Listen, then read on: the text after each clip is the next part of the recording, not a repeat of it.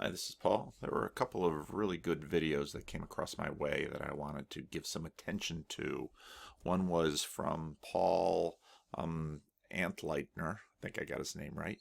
I was on his channel not too long ago. He did a very interesting interview with Clay Rutledge, and as when I took this still, only 45 people had seen it. But I thought it was a really good interview and an important interview. Another one that was on Ancient Faith, the Ancient Faith channel, which is a something of the Orthodox Church, had Dr. Nathan Jacobs and his work on it. But let's first take a look at the Clay Rutledge video and learn some things from there. And part of the main point here is that when people give up their traditional faith, they don't usually get rational, which is of course what the celebrity atheists are always proposing. They get something else. So let's have a listen to how it goes. When people leave these traditional religious frameworks, where do they go to have their ultimate sense of meaning and purpose fulfilled? Could we say that there's almost like alternative secular religious experiences? Because it seems like that psychological, deep biological need doesn't just go away. So where do they find fulfillment or looking for fulfillment if they're leaving these traditional religions? Yeah, so that's actually a big area of my research, and I had a grant to study. I spent several years studying this, and it resulted in my latest book, Supernatural, which is very much about all these issues. And you're right, the need doesn't go away. It gets channeled into other ventures. Some of them are also supernatural. But there are things like belief in ghosts and astrology, all those beliefs at the same time that the religion's in decline, as you noted, all these other beliefs in the paranormal and in non-traditional supernatural beliefs are all on the rise.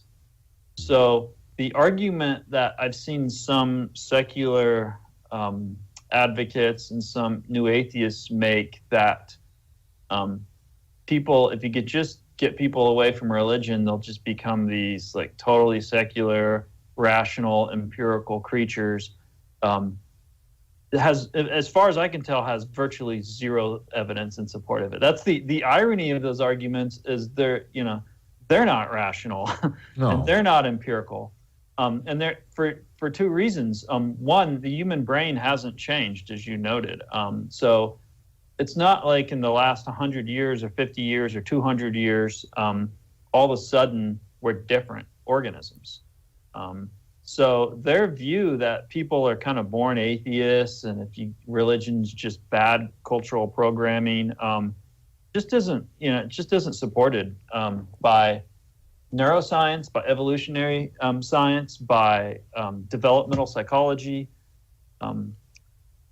And you've done some specific experiments on this to demonstrate this, right? Yes. Yeah. So I have. So we've got a number of studies showing that if people are not religious, if people identify as atheists, their need for meaning for them, it doesn't predict religion. It predicts belief in the paranormal. It predicts these other things, and there's also good reason to believe it's not just these kinds of things like astrology and healing crystals and Wicca and all those things are up. I mean, the number of people, the Wicca population or the witchcraft population is dramatically increasing, particularly in the most secular parts of the United States. Now, what's really interesting to me about this observation is that this actually happened in the 19th century too. If you look at the end of the 19th century, when the particular style of modernism really reached its height, spiritualism, seances, all of this stuff, there was a real flourishing. There's a real flourishing of cults that formed, and so what he's talking about. This has happened before.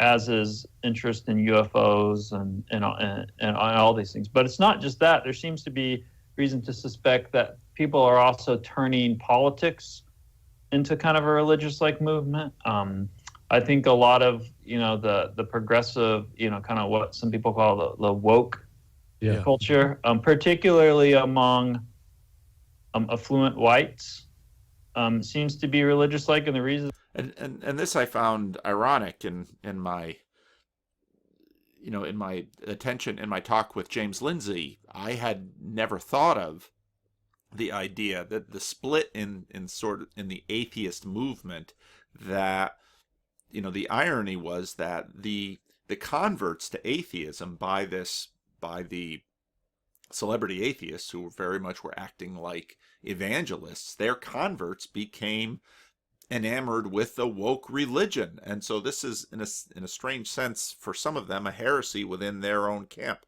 just like the way it's affecting Christianity right now. It's a heresy within the Christian camp. And I say that is because I don't want to conflate it with the more practical, kind of urban social justice sort of concerns that, a lot of which seem to be grounded in, regardless of people's political opinions and solutions, a lot of it seems to be grounded in real concerns about issues, injustices, and prejudice, right? But there is an elite form of it that is interestingly largely white, people who come from more prosperous economic backgrounds, who are secular, and so they've turned it into a kind of a religious movement that often, ironically, doesn't really have a lot of focus on helping the poor and vulnerable. It has more to do with policing speech and policing thought, or signaling virtues. And so I think that, I'm not trying to pick on those people so much, but I do think a lot of that is that they're like trying to figure out how do they matter, and how do they have any skin in the game and the culture wars, and how do they make people want to feel like they're in some sort of epic struggle for goodness, for moral virtue. And so if you take away the kind of traditional religious... Now remember that, because I'm going to make a point at the end of this video that essentially it's the movification. Americans are living their life as in a movie. And we're going to see that through this. But that point that they want to participate in some epic struggle, they're looking for meaning. And this is part of my critique of some of Peterson's stuff, that meaning is kind of this internal gyroscope that's supposed to point you in the right direction. But meaning is also sort of a hunger that will feast on just about anything. And so his point here, which is a point that I've made before in my videos, that there's in woke religion, there's a meaning hunger that's getting manifest in that way too. Beliefs. People aren't just going to opt out of the endeavor. They're going to try to find it, whether it's in politics or whether it's in, these kind of more mysterious, non-traditional, paranormal, supernatural stuff. But the interesting thing about that, though I don't have a lot of evidence with the political stuff, the interesting thing about the paranormal stuff, which I did a bunch of research on for this book, is it doesn't seem to work. So it appears to be driven by a need for meaning, but it doesn't actually seem to provide people with one. So that's what our data suggests. How do you evaluate that? So we actually look at.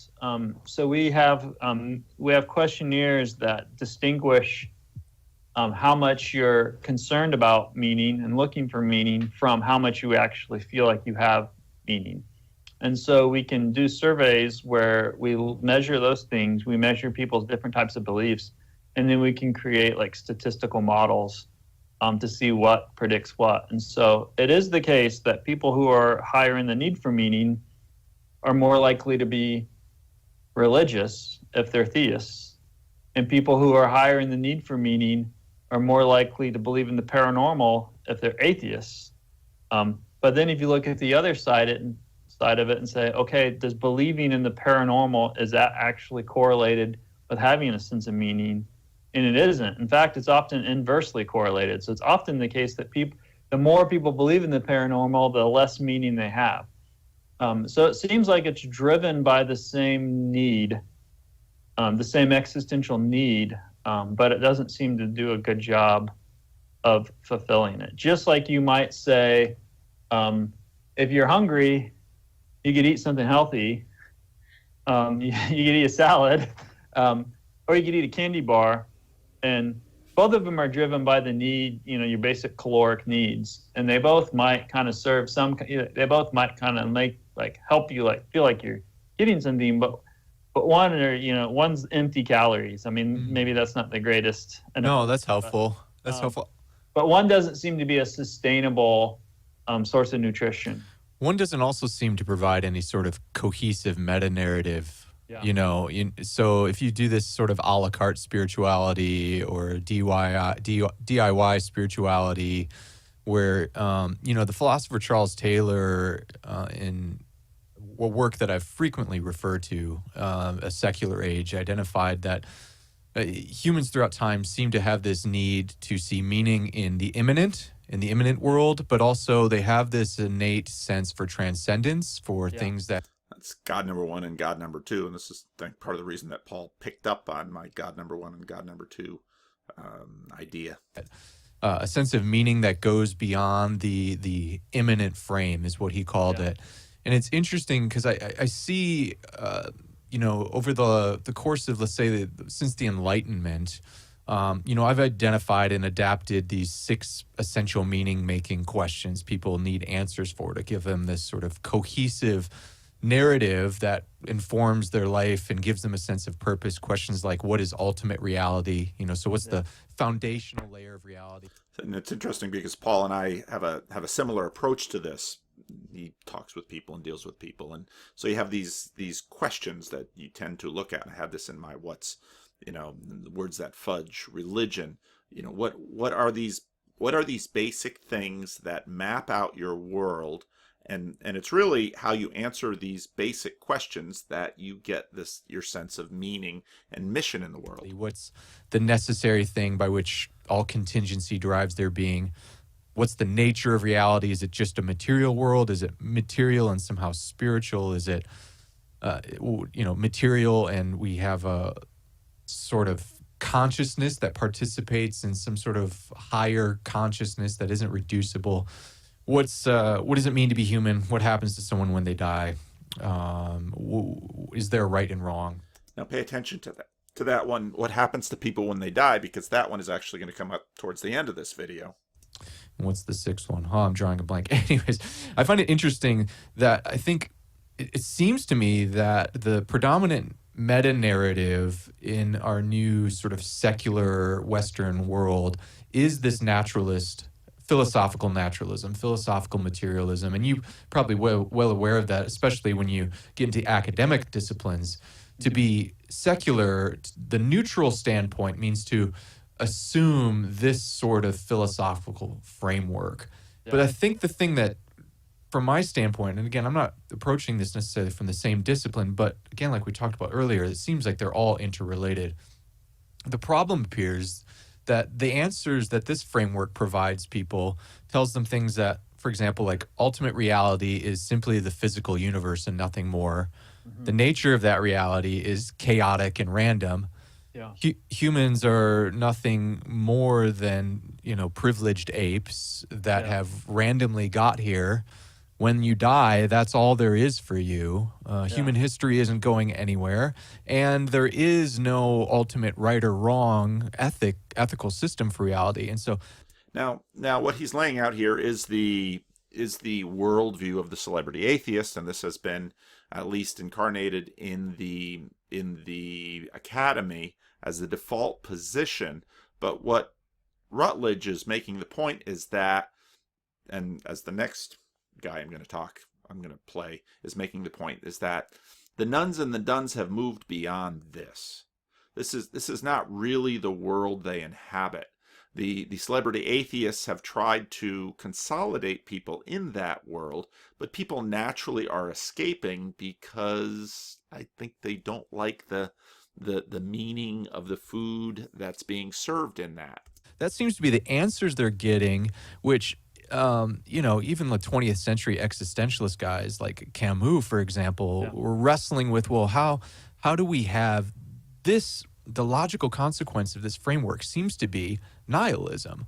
Yeah. But we can't be nihilistic, can we? I mean, there's no off switch to just shut it off and go, well, and people try. They try through various ways. I think what I found so interesting about, I read that one of those specific papers that you had written about the link between those who were not religious, but you had, I like the term, I want to make sure I get this term right, experimentally manipulated them to think about deep questions of meaning. I like that phrase. Yeah. That you were experimentally manipulating them to get them to think about things like death, the seeming insignificance of humanity within the expanse of the cosmos. And what you did when you got people thinking about that stuff was you demonstrated that it increased their openness to the possibility of what you and your co-authors labeled the supernatural, the magical, or the extraterrestrial. And this is similar to C.S. Lewis's point in the Screwtape Letters, where Lewis makes the point that, and Lewis, of course, was writing in a secular age as well, but the one devil says to the other, just keep people busy with amusements. They didn't have Netflix then, but keep them watching Netflix, keep them playing video games, keep them in the tiny little amusements of their job, so that you don't want them thinking about death. And if you look at our culture, there's a reason why we don't think about death, and we hide it and we cover it up and we push it back. We really don't want people to think about death, because right when you look at death, you're going to have to wrestle with some questions. Which I might just say it opened them up to transcendence. Yeah. I'm curious about this research because it made me think of philosopher Soren Kierkegaard, who's considered the father of existentialism, and he argued that to be an authentic self, that you had to have this synthesis of the finite and the infinite. And in order to have that, we had to come face to face with despair. We had to come face to face with the absurdity of finitude, and even face for him as a theist, he acknowledged we had to come face to face with the ambiguity of the existence of God as we look at the immanent world. It would appear from your research that in some paradoxical way that coming face to face with feeling like the immanent world doesn't provide satisfactory meaning, that alone doesn't answer people's deepest longings for meaning. I'm going to stop him here. Watch the whole video. I think Paul does really good work. So I'm going to move on to this next Dr. Nathan Jacobs, and this was on Ancient Faith, the Ancient Faith channel. And this I looked at it again today, it had about 500 views. Another video that doesn't have many views. Now, Nathan Jacobs did a movie that you can find on Amazon Prime called Becoming Truly Human. And he talks about this, and he'll set up the movie here, and this whole video too, I highly recommend it. The whole thing is worth watching. Now, I want to start by dispelling certain misconceptions about the nuns. A common reaction to the decline in religion, and it's a reaction that comes from both atheists and theists, is that there's this war of ideas going on, right? We have the new atheists, and they're going after religion, and you have the Christian apologists, defending religion, and this culture war is breaking out, and the rise of the nuns demonstrates that the atheists are winning, right? That is a common reaction that you can see in the cheers of triumph from the new atheists and from the nail-biting of the theists. But there's a problem with this reading of the stats. It's not true. Which is basically the point that the last guy made. The main problem with it.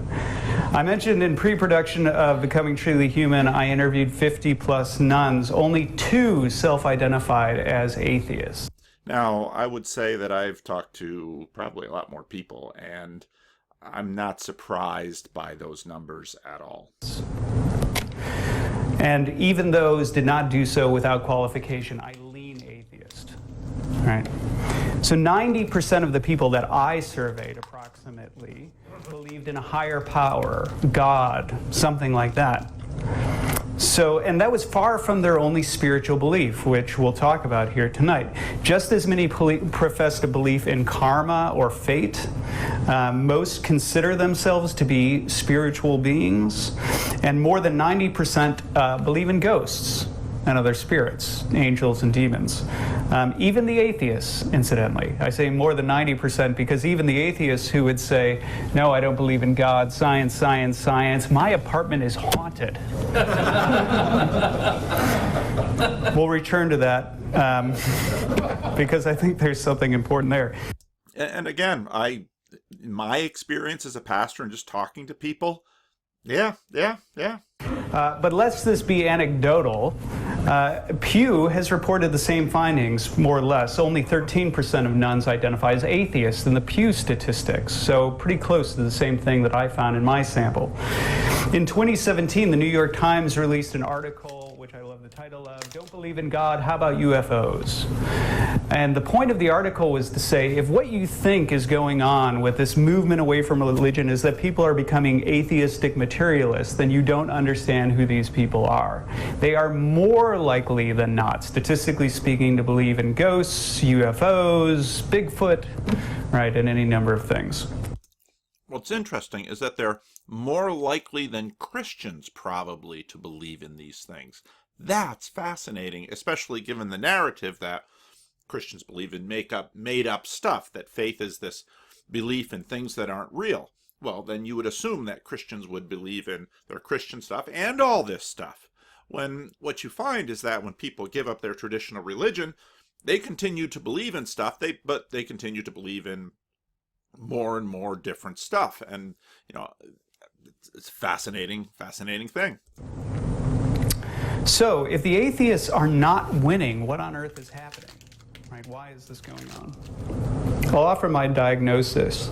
I think neither the atheists nor the Christians are winning the debate. Instead, both sides have lost the audience. Okay? Now, why? And I think that's the key takeaway. Both sides have lost the audience. Modernity has moved on.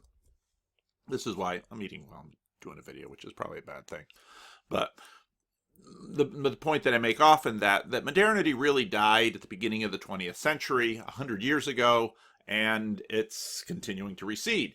Something else is taking its place. And the point that I've made that often this epic battle between celebrity atheists and Christian apologists, the audience has moved on. It's like, yeah, okay, have that debate, but I don't believe either of you. Why have the nuns checked out of that debate? I did an article for the Journal of Open Theology, and in that article I trace the discussions in modernity about divine revelation, right? How God reveals himself and what it means to talk about divine revelation. And one of the things that I found fascinating when doing that research and working on that article was that everything that you find in Locke and Hume and Hobbes and Fichte, Spinoza, they are the same arguments that you hear today. There's quite truly nothing new under the sun in terms of that discussion. And so in many ways, when you listen to the new atheists and you listen to the Christian apologists, you're listening to a modernist debate. Right? They are through and through modernists. And the problem is that the nuns are not children of the Enlightenment, which means they completely disconnect with both sides of the discussion. You're listening to a modernist debate, right? They are through and through modernists. And the problem is that the nuns are not children of the Enlightenment. You're listening to a modernist debate, right? They are through and through modernists. And the problem is that the nuns are not children of the Enlightenment. There you go. There you go. There you go. I don't need to play it again. I played it 3 times so you wouldn't miss it. Which means they completely disconnect with both sides of the discussion. And I think that's what's going on. So what does this mean, that they're not children of the Enlightenment? Sometimes post-Enlightenment, right, post-modernity, can be taken to signal there's no such thing as truth, right, moral and metaphysical relativism. This is not what I found with the nuns. The nuns, in my assessment, place greater trust in intuitions, what I'll call intuitions, than in reason. So it's not that... Now, I'd be curious to know what he means by reason. I suspect he means by reason what the celebrity atheists mean by reason, but...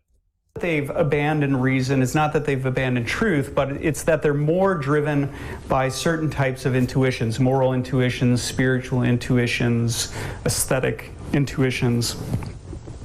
And for my part, I think this is actually a positive shift, a useful shift. And I'll explain why. To To initiate this, let me start by drawing on C.S. Lewis's The Problem of Pain. So C.S. Lewis in The Problem of Pain, in the opening of that book, the introduction, Lewis begins by saying, he offers a critique of the proofs for the existence of God, right? We offer these proofs and all we really demonstrate is how weak our proofs are, right? He opens with a quote from Pascal. And one of the things that's interesting that I think nobody really points out about what Lewis says here is he never actually identifies any logical problem with the proofs. He never says they don't work, never says they're fallacious, nothing problematic about them. His critique is just that the proofs have very little to do with how people became religious in the first place. That's his criticism. Right? It's not a logical problem. It's an existential one. Now, Lewis goes on to offer in his introduction to The Problem of Pain a genealogy of religion. How did people become religious? And he talks about these three stages that religion develops through, and in Christianity, one more. Now, I'm going to pause the video here because I want to actually take a deeper dive into The Problem of Pain, which is a book by Lewis. And, of course, he just mentioned that quote from Pascal that no proof really works. And why works doesn't mean that it's not necessarily philosophically cogent, but that it's not existentially cogent, that people don't really believe in God because of proofs. We don't really work our way up to God by proving him. And Lewis knows this because he, again, left the faith as a young man, as a 13 or a 14-year-old, and young atheist C.S. Lewis' argument. He begins now from an argument of senseless waste, and he says, if I look at the universe, there's just all of this waste. There's all of this space without life in it, and there's all of these years with seemingly meaningless death in it, and so his conclusion, like many young atheists or old atheists, is that there just can't really be a God, because if there was a God managing this story, now pay attention to how I'm constructing this, because this is actually going to be how Americans think. If I were to construct a story, I wouldn't construct a universe full of all of this empty space. Maybe I'd have the world in the middle of it, and then maybe spheres going out. So I'd have the world in the middle of it and spheres going out. But now in this big universe, well, there's way too much space, and I wouldn't construct a story there. And I wouldn't have this long evolutionary path for the making of these creatures who are going to be in the center of the story, because all of that death and suffering, well, that just seems, like an extravagant waste. That just seems like a horrible waste. And if I were going to construct a story, I would construct it like the stories I see. That's how I would construct a story. And again, it's quite fascinating. I pull up the Problem of Pain here in Logos. It's quite fascinating the way he begins that. Again, here's first Pascal's quote. And then not many years ago, when I was an atheist, if anyone asked me, why do you not believe in God? My reply would have been something like, look at the universe we live in. By far the greater part of it consists of empty space, completely dark and unimaginably cold. The bodies which move in this space are so few and so small in comparison with the space itself that even if every one of them were known to be crowded as full as it could hold with perfectly happy creatures, it would still be difficult to believe that life and happiness were more than just a byproduct of the power that made the universe. As it is, however, scientists think that it's likely that very few of the suns of space, perhaps none of them perhaps none of them except our own have planets. Well, now they know that there are more planets, actually. And in our own system, it's improbable that any planet except Earth sustains it. And Earth herself existed without life for millions of years and may exist for millions of more when life has left her. And what is it like while it lasts? It is so arranged that all the forms of it can live only by preying on one another.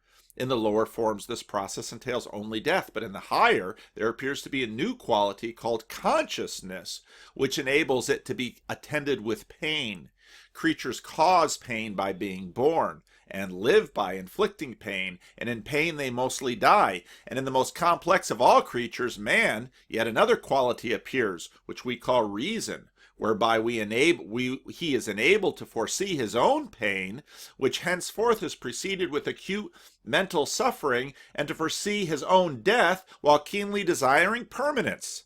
It also enables men by 100 ingenious contrivances to inflict a great deal more pain than they otherwise would have done on one another or on any irrational creature. The power they have exploited to the full. Their history is largely a record of crime, war, disease, and terror, with such sufficient happiness interposed to give them, while it lasts, an agonizing apprehension of losing it, and when it is lost, the poignant misery of remembering.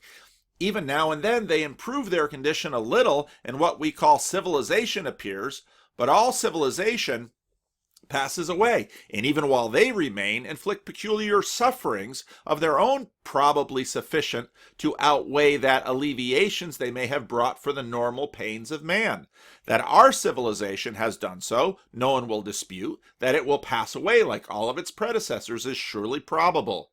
Even if it should not, what then? The race is doomed. Every race that comes into being in any part of the universe is doomed. For the universe, they tell us, is running down and will someday be a uniform infinity of homogeneous matter at low temperature. All story will come to nothing. All life will turn out in the end to have been transitory and senseless contortion upon the idiotic face of infinite matter. If you ask me to believe that this is the work of a benevolent and omnipotent spirit, I reply that all of the evidence points in the opposite direction. Either there is no spirit behind the universe, or else a spirit indifferent to good or evil, or else an evil spirit. And I'll give you a sense of Lewis's power as a writer, and actually these kinds of arguments have been posed throughout the history of the world. How could a good God have made this universe? And this is what he comes to. But then he also comes to the next point, which is, if the universe is so bad, why would anybody have ever come up with the idea and have propagated it enormously, and have had that idea be enormously successful, that it was the product of a good creature? Now it seems to me that this is something that the celebrity atheists struggle to explain, because the only way they can really make their formulation work is if they participate in what Lewis calls chronological snobbery, and basically say, well, everybody was an idiot in the past days and they just believed in superstition, but now we have reason and we're far smarter than them. The difficulty that you have with that is that there are many smart people in the world, and in fact Thomas Nagel makes the same point in his book Mind and Consciousness, where he says that the difficulty that he has is that there are many smart people who seem to believe, and there are many smart people who don't seem to believe. So Lewis comes and says, well, this, I can't imagine, looking at the universe as it is, where anyone would come about with the idea that, well, the universe is good. Well, maybe we're just making that story up because we want to feel better about the universe. And maybe we just decide that facts be damned, and we'll cling to our belief in goodness above all else. Oh, okay, but why would it be propagated so much? Unless, we could talk to Adam, unless in fact, Adam Friended of Think Club, unless of course, well, maybe believing that the universe is good offers an evolutionary competition, a competitive advantage over tribes that didn't believe that the world was good, which seems kind of funny, because, again, if the world really is, as Lewis's first paragraph describes, I wouldn't imagine that imagining the universe would be good would give you any competitive advantage. You'd probably just be better being ruthless. And in fact, it wasn't in this piece, but in another piece, someone pointed to Watership Down, which is a story about rabbits, and as to how rabbits with stories were somehow. I should probably pull up that article. Here it is, a wonderful piece on mere orthodoxy about Stanley Hauerwas. He talks about liberalism. In one of his better-known essays, Hauerwas shows how a book ostensibly about rabbits, Richard Adams' Watership Down, is also an insightful work on political theory. The children's fantasy novel centers on several rabbit warrens, including Cowslip's Warren and the titular Watership Down. Adams' rabbits live and thrive through the telling of stories, especially about the creation of rabbits, their enemies, and the rabbit hero, El Arara, El Araria, is the manifestation of everything that rabbits must become, cunning but also collaborative and hospitable in order to survive their faster, stronger, deadlier predators. However, in Cowslip's Warren, the rabbits have stopped telling each other stories. Without the tale of wile and banding together against their predators, each rabbit comes only to its own self-interest, and that half-heartedly. These rabbits find that by ignoring the stories of their hero, death will become a tolerable inevitability. And you read this, you think, well, talking about the celebrity atheists. You want them to be heroes, but there's no story upon which to build your heroism. And so this goes into Lewis's point that, well, where are these problems coming from? There's one question which I never dreamed of raising. I never noticed how the very strength and faculty of the pessimist case at once provides us with a problem. If the universe is so bad, and even half so bad, how on earth did human beings ever come to attribute it to the activities of a wise and good creator? Not all did, certainly, but why on earth did that idea become so popular, in fact, so popular as to have it dominate Christianity, Islam, and Judaism? Men are fools, perhaps, but hardly so foolish as that. The direct inference from black to white, from evil flower to virtuous root, from sensible work to workman infinitely wise, staggers belief. The spectacle of the universe as revealed by experience can never have been the ground of religion. It must have been something in spite of which religion acquired from a different source, which held it. And then he goes into that quite a bit. And then we'll get to the next point, which is, well, then he gets into this other question of the numinous. Why did ancients come up with the idea of spirits at all? And again, if you take the, and this is sort of Jordan Peterson's point, if you take the anthropology that celebrity atheists propose, why would we imagine such crazy things as spirits in the first place? Isn't it obvious that there's no man in the sky? That's what the celebrity atheists keep pointing out. Isn't it obvious that there are no creatures that are somehow controlling it, creatures we can somehow negotiate with? I mean, if it would certainly become obvious that if this religion doesn't work, then why would it have gotten started in the first place? Why would people have started to not just play around with it, but in the case of most ancient civilizations, to build enormous monuments and temples to it? The first mystery that the obvious waste theory stumbles on is the near universal sense of the numinous in humanity and its ubiquity in religion, which itself has become ubiquitous. At all times, then, an inference from the course of events in this world to the goodness and wisdom of the Creator would have been equally preposterous, and it was never made. Religion had a different origin. In other words, people didn't somehow discern religion from their phenomenology. Lewis asserts there's another faculty that is actually at play. Religion has a different origin. In what follows to be understood, that I am not primarily arguing against the truth of Christianity, but describing its origin, a task, in my view, necessary if we would have put the problem of pain in its right setting. In all developed religions, we find three strands or elements, and in it, Christianity one more. The first of them is what Professor Otto calls the experience of the numinous. Those who have not met this term may be introduced to it by the following device. Suppose you were told there is a tiger in the next room. You would know that you were in danger and probably feel fear. But if you were told there is a ghost in the next room and believe it, you would feel indeed what is often called fear, but in a different kind. In fact, my wife and I were down in Coronado, and we went to the great Coronado Inn Hotel, the El Dorado, and we went on a ghost tour. And there are a number of other people on this ghost tour, because people are fascinated with the ghost stories in this old hotel. And in fact, you can Google it on the internet and find out which rooms that are generally booked far in advance, that people make reservations for, on the chance that they might meet the ghost. But on one hand, we're afraid, but on the other hand, we're intrigued. And Lewis is saying this is different from the fear and intrigue we have with let's say, keeping tigers or doing extreme sports. There's another faculty that is involved. And this is what Professor Otto calls the numinous. It would be based not on the knowledge of danger, for no one is primarily afraid of what a ghost may do to him, but of the mere fact that there is a ghost. It is the uncanny rather than the dangerous, and the special kind of fear it excites is what we call dread, capital D from Lewis.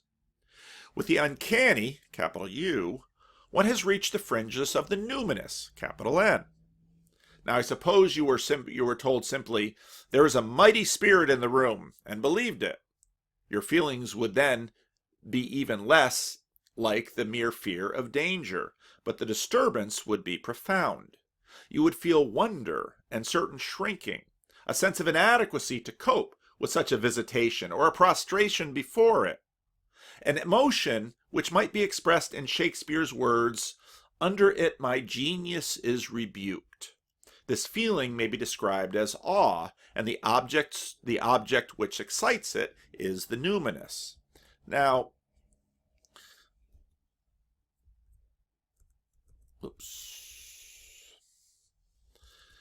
and I would assert that you get this sense in terms of ghosts, but again, one of my favorite places in the world is Yosemite National Park, and if you want to see the numinous in action, stop in the park and wait over by Bridal Veil Falls in the summertime for huge buses to come full of Asian and European tourists. And the bus will open, and out you will see people, and they will look up. And they will see Bridal Veil Falls, and they see El Capitan, and they have spent a considerable amount of money and traveled a great distance to come and see these sites. And many of these Europeans will have actually rented RVs, and you will see these rental RVs all over the place, and they are there on a tour of the numinous. They somehow feel something. And Lewis is quite right that the belief in spirits comes from the faculty of the numinous, not from any of these other stories. This faculty of the numinous seems universal among human beings, and it's a faculty which in some ways is perhaps similar to sight or sound or hearing or smell. Phenomenologically, it's something that we experience directly, and we're going to get into a little bit of Alvin Plantinga, and we're going to call it basic. That somehow we have this faculty of the numinous, and that religion has its source in the faculty of the numinous, not in some combination of the other senses plus reason or superstition or irrationality or whatever the celebrity atheists want to call it. Now, Lewis is, in fact, leaning on a book by Rudolf Otto. Now, there's another very interesting book about Lewis. There are many, many books about C.S. Lewis, by the way. This book is on C.S. Lewis's book list. And the subtitle of the book is The 10 Books That Influenced Him Most. And it's quite a fine little book. And in this book, he deals with the 10 books, and he explains the 10 books. So you don't even have to really read the 10 books to have him draw the connections between what's in the 10 books and how it impacted Lewis's life. According to Otto, the numinous is the feeling that overcomes the mind when the individual is submerged or overwhelmed by its nothingness. We sense this when we look up in the stars. We feel this when we go into Yosemite Valley. It seems connected in some ways to beauty, but not exactly that. It's not really our aesthetic. It's not really our aesthetic faculty. It seems to be what takes us when perhaps you've had a baby and you hold that baby in your arms and suddenly you feel way, way too small and inadequate to care for that little life. This feeling, in turn, is always accompanied by a sense of complete dependency on the divine. However, this feeling of dependence is not merely a natural feeling of dependence. It is such as insufficiently resulting from a difficult circumstance. Rather, it is a deep existential sense of dependence, like the dependence Abraham felt when he pled with God for the men of Sodom. Behold, now I, who am but dust and ash, have taken upon me to speak unto the Lord. This is what people felt when they saw an angel. It wasn't mere fear. It was something very different. Otto called this kind of dependency the creature feeling. And in fact, I would assert that the larger some of the threats that come to our lives, certainly there's fear in that, but there's also this creature feeling. And it has to do with this knowing that we're going to die. Now, of course, rationally, we all know that we're going to die. And if something happens, we may fear death. And so it's not the moment when someone pulls a gun on you. It's more the moment when you're sitting back and you're looking at your child or you're looking at something else that you care deeply about and you realize you might not be there. And you ponder the end of your story. And Lewis calls this the shame of being mortal. Whether Lewis's shame is directly influenced by Otto's creature feeling is unclear, especially since one could easily see such a feeling in Platonic eros, which he talks about a little bit earlier, which speaks of poverty, for example. Nevertheless, the possibility remains that may be probable if the biblical accounts of the numinous that Lewis gives in the chapter 1 of the problem of pain are any indicator. Be that as it may, while the numinous is broadly identified with creature feelings or shame, Otto claimed that this can be divided into two key elements: the feeling of mysterium tremendum, which, do a Google search on that, it's very interesting, and fascination. And that's exactly what you have with ghost stories. On one hand, we're fascinated by it. On the other hand, we're undone by it. And so people go to the Eldorado Coronado Hotel and they have a little ghost tour. And on one hand, you're deadly afraid you might see a ghost. On the other hand, you actually paid money to go on the ghost tour in order to see a ghost. Now, that's not the case of being thrown into a tiger's pen. There's something different going on. It's the uncanny. It's the numinous. It's the separate faculty. Not eyes and ears and reason, but what we travel all across the world to see the Grand Canyon or Yosemite National Park or some other great site. I just posted on Twitter, this long line of people going up to conquer the top of Everest. Yeah, it drives us. It's real. For the sake of systemization, I will begin with mysterious tremendum and then move on to fascination. And he does. Now, that's the first thing that Lewis points to. So we have our faculties, that we have sight and sound and smell and hearing and taste and touch. And Lewis basically says we have this other faculty, which it's sort of a fact. He doesn't use that word, but our ability to sense the numinous. And now he's going to go on to another one, which is our ability to detect morality. So he goes to the numinous here a little bit. Let's see.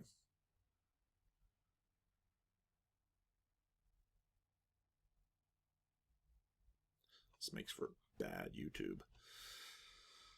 Okay. The numinous is not the same as being morally good. Is not the same as being morally good, because when you go to Yosemite, in fact, you go and it's just the numinous, it's just awe. You go and you're looking for the ghost at the hotel, and you know this isn't about good and evil at all. Frankly, it's exciting, it's scary, it's dread, it's desire, it's all of those things, but it's not about good or evil. The numinous is not the same as morally good. And a man overwhelmed with awe is likely, if left to himself, to think the numinous object beyond good and evil. Now, we're going to bring up psychedelics at some point, but pay attention to how often, when it comes to psychedelics, that's exactly what people say. Well, it was beyond good and evil. And exactly what people are seeking when they're looking for a psychedelic trip, a good psychedelic trip, is they are looking for the numinous. This brings us to the second strand, or element in religion. So it's just not the numinous that brings in religion. All the human beings that history has ever acknowledged all the human beings that history has heard of acknowledge some kind of morality. That is, they feel toward certain proposed actions the experience expressed by the words I ought or I ought not. Now, of course, Jonathan Haidt has been working on this in terms of these moral taste buds. And in fact, I would argue that what Jonathan Haidt is trying to do is discern this moral faculty that we have, which would be, again, something similar to the numinal faculty that we possess. These are things that we have. We can sense the numinous, and we can sense the moral. We have these faculties. So we might say we have numinous taste buds and we have moral taste buds. These experiences resemble awe in one respect, namely they cannot be logically deduced from the environment. You can't get to an ought from an is. Cannot be logically deduced from the environment and physical evidence of the man who undergoes them. You can shuffle I want, or I am forced, or I am well advised, or I dare not, as long as you please, without getting out of them the slightest hint of I ought and ought not.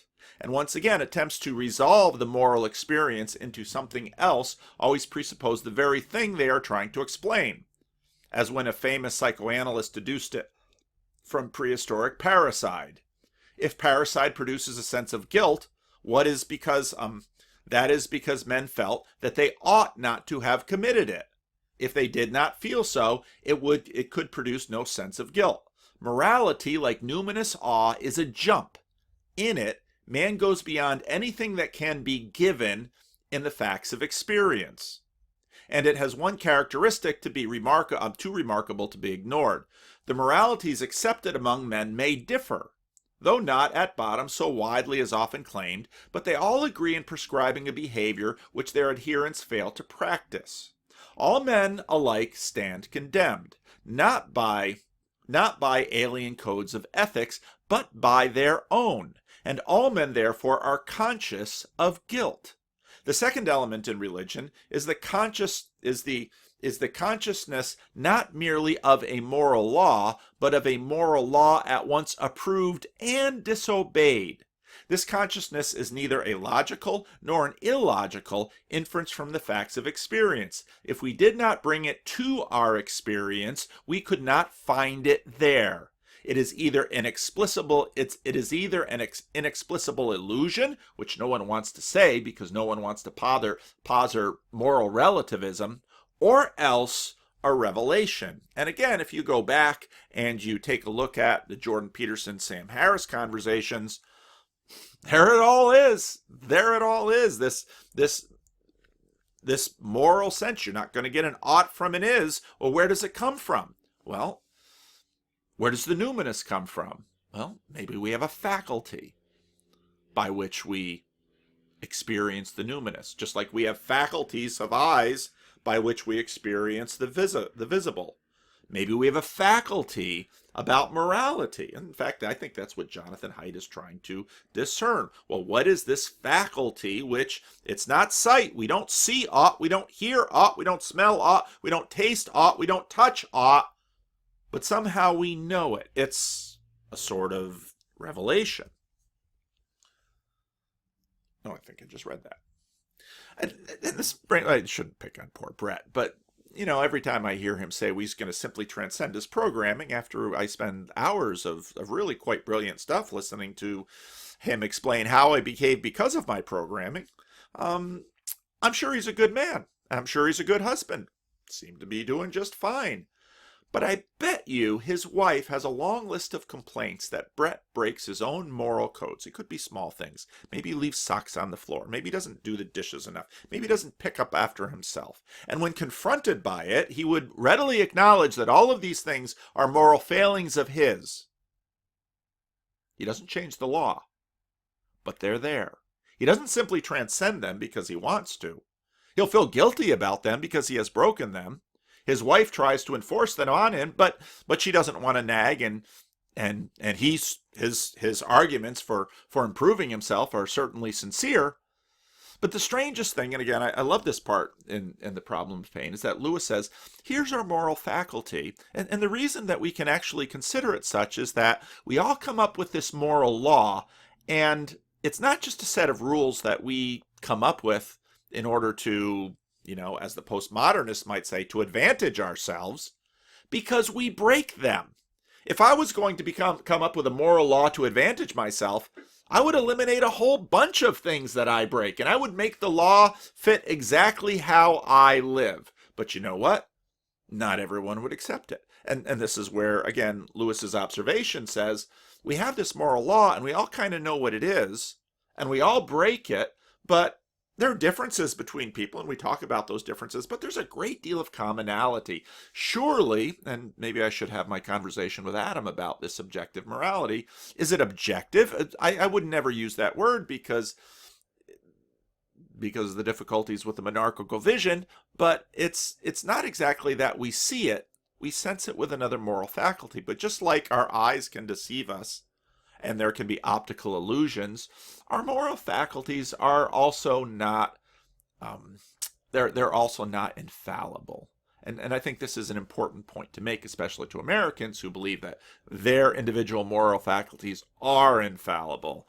And to that I laugh. Now, these are not new thoughts, because actually John Calvin talked about the sensus divinitatis, which the Reformed epistemology will build on. They are these non-rational. They're not rational. My eyesight isn't rational. My hearing isn't rational. My sense of taste isn't rational. My sense of touch isn't rational. None of these faculties are rational, but neither are they infallible. But they're there, and none of us deny that they are there. And so what he's saying is that we have this sense of the numinous and the sense of morality, and that these are probably best described as faculties which we possess. We can't, and scientists are trying to figure out how to account for them, and the difficulty that they have is that, well, they want to try to account for them outside of consciousness. Well, good luck. Even with consciousness, where do they come from? We don't know. And so they're best described as faculties. And this is where you get this sense of Reformed epistemology, which my teachers at Calvin College schooled me in back in the day, and I'm looking for it on the books over at the other side of the office. But you can look that up on Wikipedia and learn about Alvin Plantinga and Nicholas Waltersdorf and all the good work that they did. Now, what's interesting is that, sort of like our sight and our smell and our touch, you can reliably provoke experiences of the numinous with drugs. And in fact, I've heard tell of drugs that you can give people in ways that you can manipulate people to make people feel more moral or immoral. And so it's quite interesting, and maybe I'll not play it just in the interest of time, but I've played this clip from Jordan Peterson at the beginning of his talk with Roger Scruton, where he talks about these. I'll not play it. It's one of my favorite Peterson clips. So here we go. Let's play it. With you. So the transcendent is the fact insofar as it's that which transcends our ignorance, but you can also think about it technically. So, and I think we know enough about how the brain works now, so that, not that we know much, so that useful things can be said about that. You tend to represent the world in the simplest manner that you possibly can, that works for what you're doing. Now we're using our senses, our faculties of sight and sound and touch and all of that. But again, as I've made the points I've made before, our eyes don't actually produce for us themselves this manifest image that we have around us. It's our eyes and our brain. In fact, our eyes are darting around, and if you just had, let's say, a live feed of our eyes, they would be incoherent, and you might see these live feeds from the eyes of flies and the others. What we're living in actually is this low resolution world of memory that Peterson is talking about. And so you don't actually see the world. You see sufficiently useful low resolution representations of the world. And if they work, then that's fine. There's no need to adjust them, and they're relatively easy to remember and to manipulate.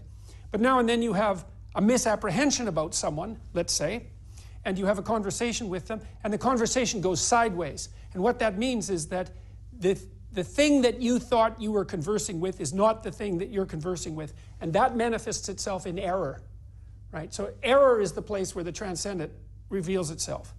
And what is actually revealing itself is the reality that's outside and underneath your perceptions. And so what you see in the world, in some sense, is a set of animated cartoons. And a lot of that is actually a consequence of you seeing nothing but your memory, because your brain is organized so that instead of going through all of the difficulty of having to look at the thing in itself, you look at what you assume to be there. And if you can get away with that, so much the better. But the thing in itself is always much richer than your apprehension of it, which is partly why you make mistakes, but also partly why you can continue to garner wisdom in the world. There's always more there than meets the eye. And God only knows how much more there's there than meets the eye. And you can show this even in the religious sense to some degree, because you could say that there's an element to the transcendent that instills people with a sense of religious significance. The numinous. You can do that by immediately, scientifically, by feeding people chemicals, for example, that disrupt the inhibition of perception by memory. In other words, blur some faculties, other faculties emerge. Again, I had a good friend who was blind, and you know, he'd talk about his eyesight would come and go, and he'd talk about how his experience of the world would change. Now, he didn't necessarily hear better in that his ears were working better, but he began to shift the distribution of his senses in order to manage this image of the world that he had out there. And so, if you go back to my video I had with Dr. Jim, you know, what do these chemicals do? Well, they inhibit and they disrupt the normal pattern of the senses that we have going, and, well, these other senses come to the fore. Well, what does that mean? And then we begin to realize that, well, if it's the case that we have multiple senses beyond just the five that we know of, if we have the faculty for the numinous and the faculty for the moral, wouldn't it stand to reason that other cultures and other people at other times, in fact, manage their faculties differently than we do? That in fact, they, and you'll read about this, read Jared Diamond, or read other secular authors who will talk about this, that in fact, they meet other people, and these other people are claiming other things, and maybe their sense of the numinous, they simply pay more attention to it. What might that mean? How might that change their view of the world? And then that puts them in a place where the transcendent tends to reveal itself, sometimes in overwhelming force. So it's not some fiction that this exists. What's transcendent is more real than the reality that you perceive. Well, let's pick up on that, because and then they go from there. That's the clip I wanted to play. Now, Lewis then goes to the third strangeness, which is that, in fact, these moral demands come together, and they come together in this thing called Christianity. The moral experience and the numinous experience are so far from being the same that they may exist for quite long periods without establishing a mutual contact. But in many forms of paganism, the worship of gods and the ethical discussions of the philosophers have very little to do with each other. The third stage in religious development arises when men identify them, when the numinous power to which they feel awe is made the guardian of morality by which they feel obligation. Once again, this may seem to you very natural. What can be more natural than a savage haunted at once by awe and by guilt to think of the power which awes him is also the authority which condemns his guilt? And it is indeed natural to humanity, but is not in the least obvious. The actual behavior of that universe which the numinous haunts bears no resemblance to the behavior which morality demands of us. One seems wasteful, ruthless, and unjust. The other enjoins us to the opposite qualities. In other words, Lewis begins by looking up at the stars and saying, well, they're pretty little blinking lights, but what a waste. The source of this creation is hopelessly wasteful. And then he has this other faculty, which is morality, and in fact, the complaint against God from the little 14-year-old Lewis was in fact the conflict between these two things. That the numinous, well, that faculty was working, and wow, look at all of this. And then the moral, well, the moral tends to get towards, you mean you would have millions of years of death and selection in order to come up with human beings? So on one hand, the numinous is fascinated, and you hear that from atheists to say, look at the wonder of the huge amount of the universe. On the other hand, the moral faculty is engaged, and they come to blows. And that's why Lewis says at the beginning, it's not so clear that people would come up with a belief in an all-good, all-powerful God. These two faculties are, in fact, they seem to be in conflict on this very point. Except, of course, when they come together. The one seems wasteful, ruthless, and unjust, and the other enjoins us in the opposite direction. Nor can the identification of the two explain as wish fulfillment, for it fulfills no one's wishes. And this is, of course, the crazy argument against Freud's or religion is just what we wish for. And that's exactly the point of atheist Lewis. I wish for the movie I imagine, the universe I want. That's what I wish for. That's not what we find. If I'm going to make up a God, I'm going to make up a God in a lamp that I can rub, and poof, that'll come and grant all my wishes. That seems to be what I want to wish for. We desire nothing less than to see the law, whose naked authority is already unsupportable, armed with the incalculable claims of the numinous. Of all the jumps that humanity takes in its religious history, this is certainly the most surprising.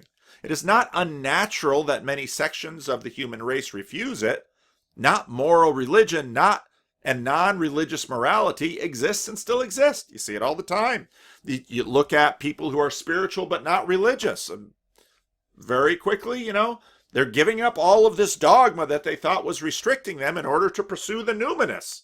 But they also develop a morality, and often, well, if you're going to make up your own religion, if you're making up your own morality, you kind of, draw the lines clear. But then others come along and say, really? Aren't you just kind of making that up? What's interesting is that actually this bears out in history. One of the interesting discoveries I made back in 2017, reading Jonathan Walton's Ancient Near East Thought in the Old Testament, where he's just got tons and tons of material from other ancient Near East oracles, is he notes that there's a difference between ancient Near East oracles and Israelite oracles. Israelite indictment oracles are far more common than ancient Near East oracles. The Israelite prophets were moralists, and they're always giving moralistic oracles. The numinous is always screaming, this God of the Old Testament is angry, and he's not happy with what Israel is doing. Israelite oracles often call for covenant faithfulness, and ancient Near East oracles most often call for ritual faithfulness. And this is interesting, because the God of the Hebrews, well, they're not feeding him. He has the cows on 1,000 hillsides. He doesn't need to be fed. But in many of the Egyptian oracles and other ancient Near East oracles, they're just calling people to the temple to, pay their tithes and bring their offerings and bring their money. And someone might think, well, isn't that what the priests are doing? And then you might ask, well, why are the Hebrew oracles complaining about stuff that's making other people wealthy? Why should they be concerned for the poor? Romans weren't all that time always terribly necessarily concerned for the poor. The Greeks weren't that concerned for the poor. Well, there was some of that, but the poor, they deserve to be poor because, well, this business about human equality, that hadn't come around, and people are born to different stations. Read Plato's Republic. You have the golds and the silvers and the bronze and the irons and the clay. You've got them all there. Israelite prophets are covenant enforcers. They're enforcing people's behaviors, not merely rituals. I desire, how many times in the Old Testament? I desire obedience, not sacrifice. You didn't hear that from the other ancient Near East oracles. Judgment in ancient Near East prophecy is nearly non-existent. In ancient Near East prophecy, divine support is often most in focus. In Israelite prophecy, divine disfavor is mostly often in focus. It's God's going to crush his chosen people. Well, chosen for what? Chosen for crushing? Choose someone else, please. Ancient Near East prophecies often major in ritual prescription. Israelite prophecies hold covenant accountability rather than ritual accountability and the prescription. Covenant faithfulness is the presumable remedy. Clean up your immoral lives and the numinous will be happy. This is strange. It's not unique to Israel, but it comes through in Israel stronger than you can find it anyplace else. And then why on earth would we still be doing Israelite morality and not Egyptian? Now the fourth strand or element is a historical event. There was born a man among the Jews whose claim to be, or to be the son of, or to be one with, the something which is at once the awful hunter of nature and the giver of the moral law. This claim is so shocking, a paradox, and even a horror, which we may easily be lulled into taking it too lightly, that only two views of which, later he'd add a third, of which man are possible. Either he is a raving lunatic, or an unusually abominable type, or else he was and is precisely what he said. There is no middle way. If the records make the first hypothesis unacceptable, you must submit to the second. And if you do that, all else which is claimed by Christians becomes credible, that this man, having been killed, yet alive, and that at his death, in some manner incomprehensible to human thought, has effected a real change in our relations to the awful and righteous Lord, and a change in our favor. To ask whether the universe as we see it looks more like the work of a wise and good creator or the work of chance, indifference, or malevolence is to admit from the outset all the relevant factors in the religious problem. Christianity is not the conclusion of a philosophical debate on the origins of the universe. It is a catastrophic historical event following on the long spiritual preparation of humanity which I have described. It is not a system into which we have to fit the awkward fact of pain. It is itself one of the awkward facts which have to be fitted into any system we make. In a sense, it creates rather than solves the problem of pain, for pain would be no problem unless, side by side with our daily existence of this painful world, we had received what we think is good assurance that ultimate reality is righteous and loving. Now let's get back to the nuns. Okay, so this argument I find to actually be very timely. And the reason I think it's very timely is because the nuns are not against reason, they're just more interested in intuitions. And the sorts of intuitions they're interested in are spiritual intuitions, moral intuitions, and aesthetic intuitions. Okay? And I think there's something commendable about that. We are not just a mind, right? This is an... Now I would say... I would correct him here and say we are not just our senses and reason attached to it. We have these faculties, and in fact, people may deny we have these faculties and then betray their words by their very actions in terms of both morality and the numinous. An error of the rationalists to think that reason can offer everything about reality that we ought to know. Morality begins with intuitions, not reason. And Lewis is right. Religion begins with intuitions or experiences, not reason. Now, of course, intuitions without reason, unhinged from reason, is dangerous. Unexamined morality can lead to immorality, right? Unexamined spiritual intuitions leads to paganism or the occult. And in fact, if you look at what reason does, people have noted for a long time that you can use your reason to overpower the results of your numinal faculty or your morality faculty. And in fact, sometimes the most rational people are the ones with the best arguments against what everyone knows to be immoral. All right. So reason does need to be engaged in the process, yet the turn from this purely empiricist rationalist framework to something that is intuition driven is actually a healthy thing, I would say. So where have the intuitions led the nuns, right? Where have they been led? Answering this question is the remainder of this talk. But first I want to offer a qualification, one that I've already hinted at.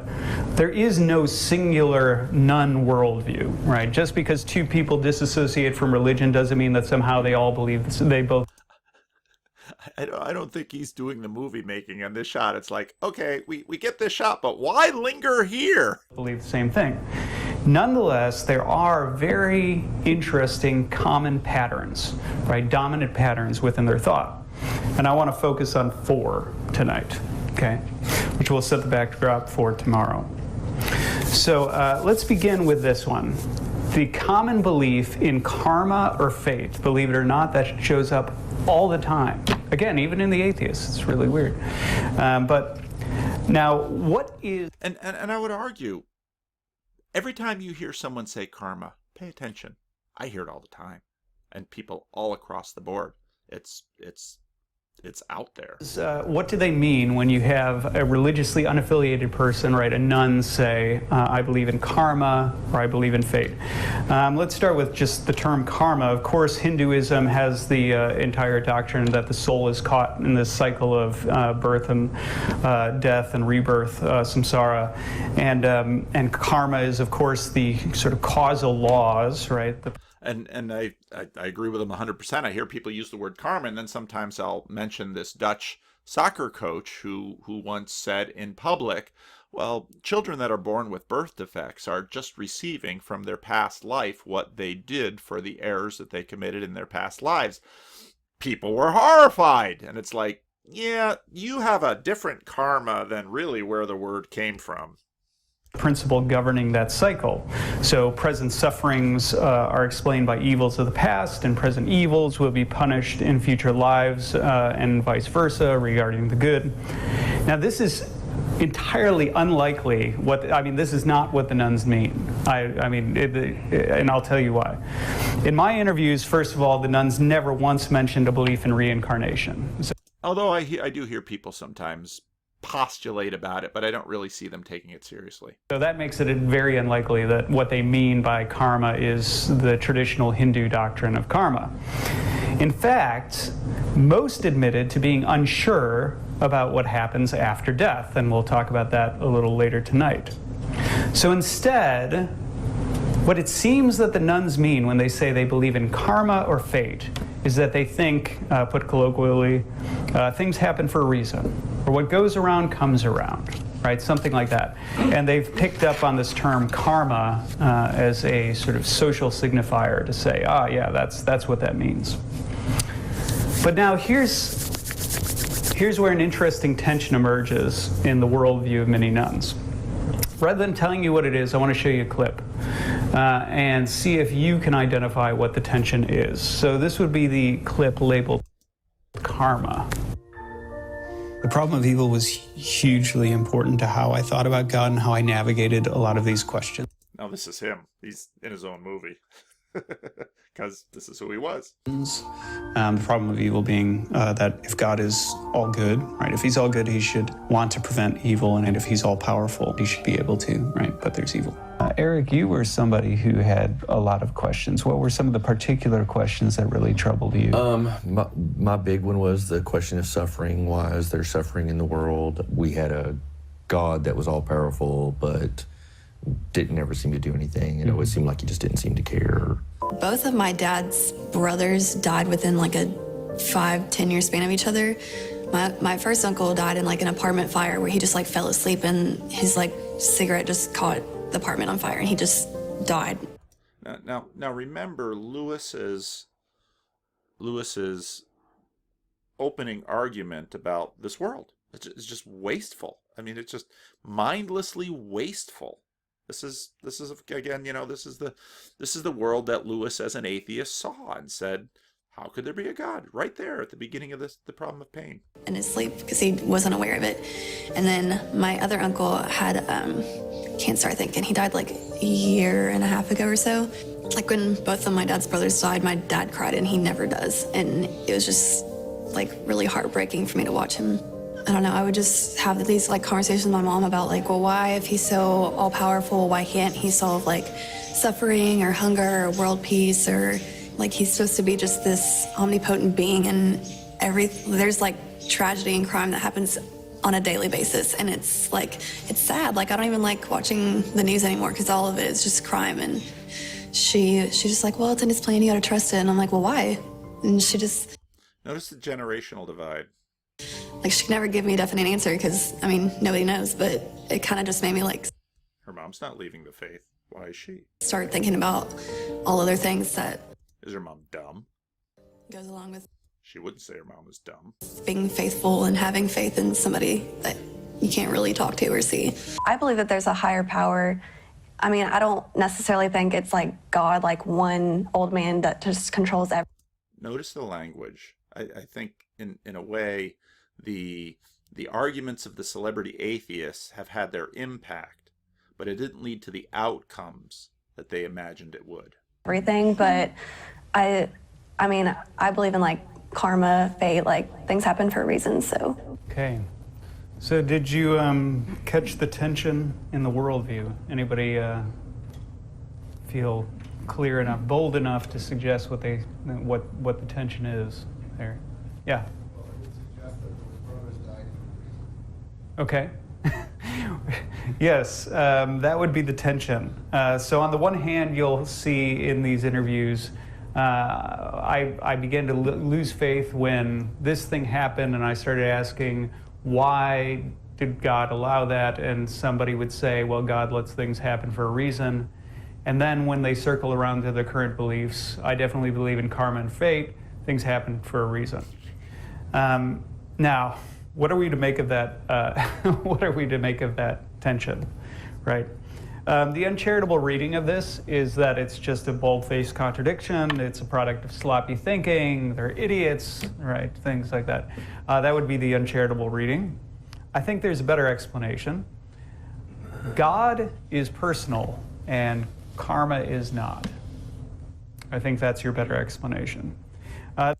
That's important right there. The main karma explanation, God is personal and karma is not. If you've heard one theme throughout a lot of my sermons, it was exactly that. That a long time ago, when I listened to people, I figured out people would rather have an impersonal universe than a personal one. Because somehow it felt better that random chance would have killed their uncle with a cigarette butt than a God asleep at the switch. Why do we have that idea? I also noticed that there's something to our advantage if the world is impersonal. It means that we who are personal, we who exhibit will, we who can use reason, we who have intelligence and have intent, we can marshal our forces to ride in and stop the chaos. We can colonize the chaos. So, but then of course you have problems with the other half of it, which is everything happens for a reason.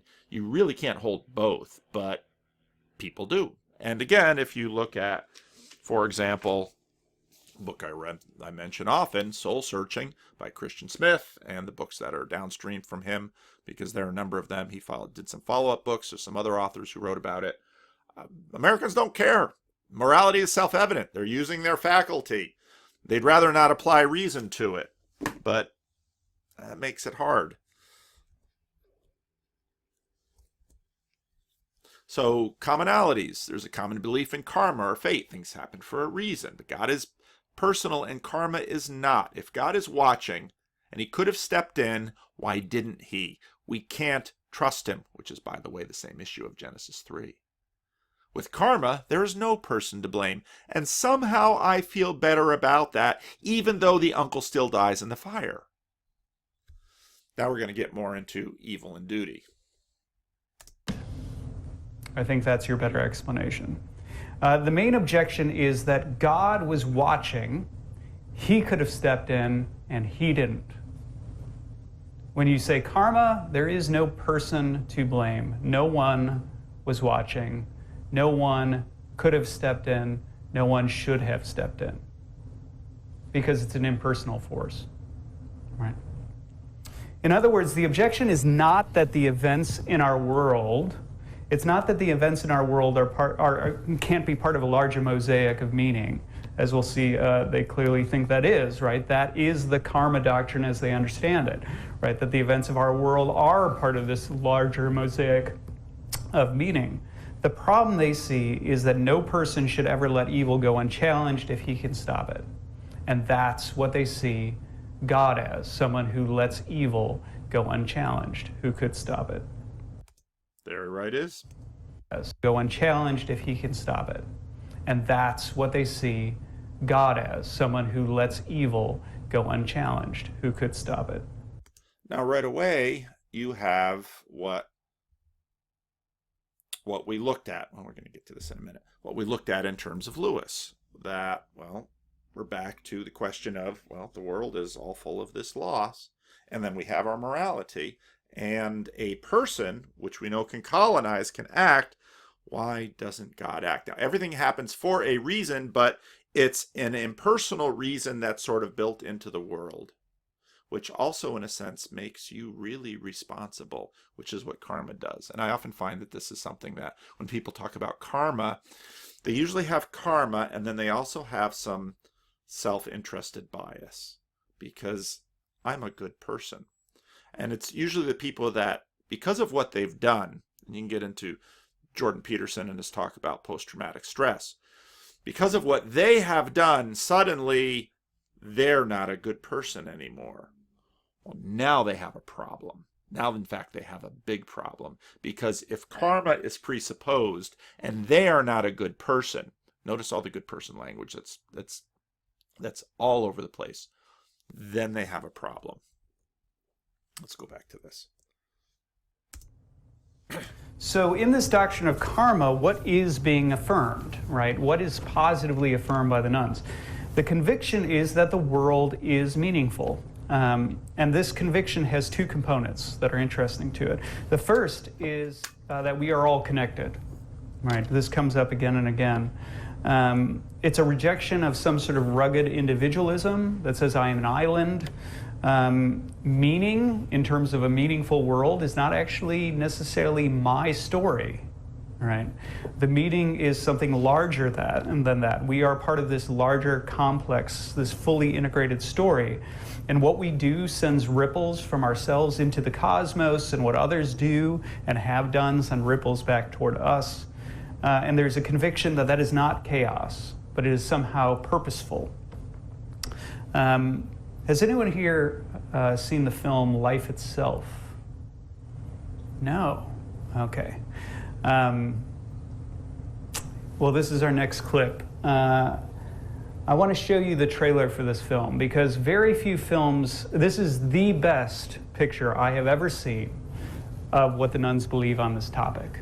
And I will say, speaking as a filmmaker and as an artist, it is beautiful. It is a beautiful thing. I hope one day I can make something as beautiful as this. It is an incredible work of art. It is an incredible work of art by people. And its picture of the nun's worldview is a compelling one, right? You can see why someone would be persuaded by it. Now, I do need to give the caveat. There is one point in that film where one of the most shocking things I've ever seen in a film happens, and I stood there drop jaw looking at the screen for a solid 2 minutes before I recovered.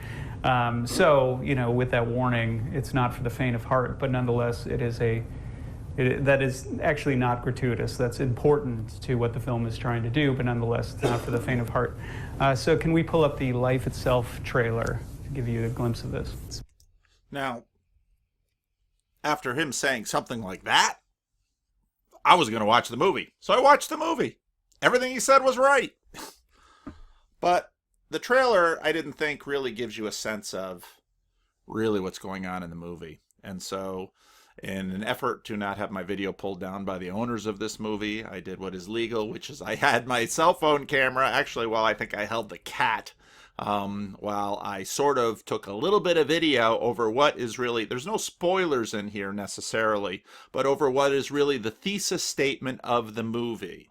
So the sound is horrible, like whenever I take a cell phone video of my television, the sound is usually horrible. So I'm just going to read the subtitles. So if you're just listening, you'll hear the subtitles. It's basically the woman runs into the college frat house, and she's going to tell her boyfriend exactly what she's going to write her senior thesis on. Let's have... She graduated top of her class with an English lit. Yeah, she wrote her thesis on the unreliable narrator. What's that? My thesis. Hey guys, what's up? Unreliable narrators are considered a device, right? They don't answer, and they get a lot of literary analysis because it's a gimmick, it's a trick. I mean, Canterbury Tales gets a shout out because you know it's good. But then typically it's used for popcorn crime movies and thriller movies like Agatha Christie, Usual Suspects, and so on. But I'm going to argue that every narrator is by definition unreliable because when you get to the story, there's always an essence between the story itself and the telling of said story, right? And therefore, every story that has ever been told has an unreliable narrator. The only truly reliable narrator would be someone hypothetically telling a story that unfolds before our very eyes, which is obviously impossible. So what does that tell us? The only truly reliable narrator is life itself. But life itself is also a completely unreliable narrator, because it is constantly misdirecting and misleading us and taking us on this journey where it is literally impossible to predict and where it's going next. And this is my thesis. Life is the ultimate unreliable narrator. What do you think? Yeah. It'll make more sense when I write it. Love you. Bye, guys. And off she runs. I love you, he says. It's a good movie. You should watch it. The world is meaningful. Life itself. The title of the movie is Disavows in the thematic statement of the same movie, which is quite ironic. Life itself is the unreliable narrator. And the movie is an unreliable narrator. But it's amazingly good. And this is exactly the worldview of the nuns.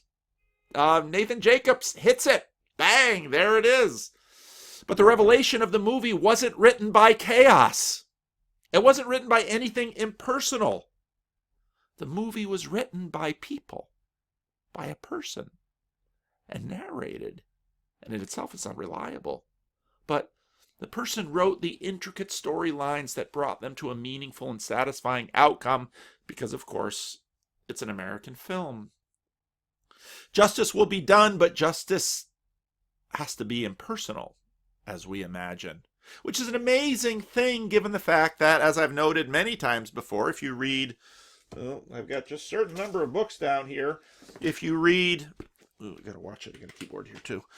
If you read Miroslav Volf, Exclusion and Embrace, Miroslav Volf is working through what happened in the breakup of the Yugoslavia, and you know, if it's just materiality, lots of people get away with it. Stalin got away with it. Hitler got away with it. Mao got away with it. Can you tell me that somehow Hitler's suicide in a bunker in Berlin, even if he escaped to South America, somehow was his death made up for the millions of death he caused? How about Stalin? How about Mao? How about you know, they get away with it. People get away with it all the time. How is that? Where is your karma? I mean, this is not a reasonable worldview, but again, Jacobs is not saying this is reasonable. He's saying this is what's working in us. It's God's duty to reveal himself to us. He goes into that a little bit later. And we are in a sense the consumer who judges. Well, I don't find your justification, Lord, all that compelling. Does God care? See, part of the problem we have is egalitarianism. The real questions are about the afterlife, because that's uncertain. Hitler got away with it. Stalin got away with it. Mao got away with it. Castro got away with it. A lot of them get away with it. So some observations. Celebrity atheists have been prophets of unbelief, and they've been successful. But they've been less successful evangelists of their gospel. They've articulated the zeitgeist and promoted it, but they haven't harvested it well or much. For Americans, life is an American movie, and you would imagine that Americans now spending more and more time in front of American movies. Well, of course, life is like an American movie, because the media is projecting life back to them, and they're believing what they're seeing.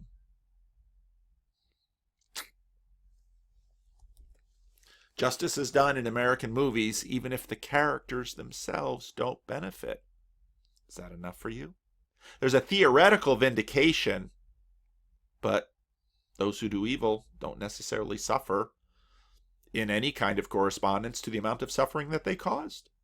Isn't that the injustice we talk about when Hitler, Stalin, and Mao all got away with it? Americans can't seem to see beyond the ending credits, and that really disturbs them. And he goes on to that, and if you watch, by all means, watch the rest of that video, and I'll put the link below. Americans just now have longer movies. We have mini-series, and they go on and on and on and on because we don't want the movie to end, and in some sense, that's our afterlife. But we worry for ourselves because we know, life itself is also a completely unreliable narrator. And how on earth will justice be done if life is really just an American movie? Now, 50 years ago, evangelism explosion was the cutting edge of Christian evangelical evangelistic strategy. You would go door to door and you'd knock on somebody's door and you'd say something like, "What would you tell Jesus to let him into your heaven?" And the assumption was, and actually in the next video that he gets into, he will take apart substitutionary atonement, because it was premised on Americans feeling impending judgment. That premise is gone. This belief has receded culturally, except for people who feel cultural guilt or know their lives to be unworkable. See, here's the irony with karma. It's all these people that on one hand say, I'm a good person and I believe in karma, and they say that easily because they think they deserve the better end of the stick. Now along comes woke religion. That is going to mess this up. Because, and you can read Wilfred McClay's piece on guilt, because, well, you used to think you were a good person because you're nice to your neighbor. Well, now you have to be woke, because you have to somehow accept your privilege to somehow deal with the guilt of all the slavery that maybe not even your ancestors caused, but you, by being white and downstream in America, are now guilty of. And so, well, I'd better support reparations, or I'd better do whatever I can because I got to stay on the good person side of things. And now I've got all this woke religion reinforcing the guilt, and how really can this guilt be gotten rid of? It's interesting that Jordan Peterson invites people to take responsibility, which isn't far from re-allowing guilt back in. And then there's the attack on substitutionary atonement. Now in part 2, at the Midwest OCA clergy convocation, where Nathan Jacobs taught, he takes apart substitutionary atonement. Someone sent me a tweet about this, and I said, substitutionary atonement isn't the only atonement theory. In fact, there's no real atonement theory given in the New Testament. You have these elements and these images, and throughout Christian theology, Christians have come up with these basically images of atonement, and substitutionary atonement is one of them. Well, if substitutionary atonement basically assumes the prevalence of guilt in the culture, and when that guilt is gone, substitutionary atonement doesn't really work that well. Seekers didn't change the basic script of Christianity in America, but when the emergent movement came through the church, it split. You had the young, restless, and reformed, and they doubled down on substitutionary atonement. I remember all the way back in seminary in the 80s, one of my seminary colleagues saying to me, the problem with this world is that Christians talk about too much love. They don't talk about enough guilt. And I thought, that's interesting, because love really is at the top of the hierarchy with Christianity. So you're just kind of upset that basically what we were able to presume earlier in Western Christendom, because there was plenty of it in Roman Catholicism, is no longer there. So our tricks don't work anymore. The progressive evangelicals came and went for the cashless prosperity juicy gospel, where, well, now it's justicey. Well, now suddenly you've got all of those dynamics that I just referred to. In fact, what you'll find is that Christianity goes all kinds of different places. And here this one website says, well, here's all these different gospels. Forgiveness only, so be forgiven. Well, what does it create? Following Jesus is optional. Sanctified passivity. From the left, old and new, help the needy. What does it create? An accommodation to culture. Because there you have, I like lots of the numinous, but I'm going to keep my moral law social obligation, but not personal obligation. Prosperity gospel, consumer gospel, gospel of the right. Be right. What does it create? Religious swagger. Follow me. What does it create? Activist, followers intent on learning to live as Jesus lived. And people kind of filter into one of these 6 things. So it's all a mess. But what people are doing is looking for the real movie. They're haunted by nihilism. They're plagued by trust issues. No wonder people are consuming Netflix and American movies at an insane rate. It's their religion, and you have to keep the movie playing to keep believing it. Can't trust God, can't trust institutions, have only the small footprint of their little lives to make their decisions upon. And then when they get old and they have to start thinking about what happens with life after death, suddenly, oh boy, this was not something they were prepared for. They want a big narrative they can trust, because life itself is a completely unreliable narrator. There we are. What do you believe? Why do you believe it? What are you going to do about it?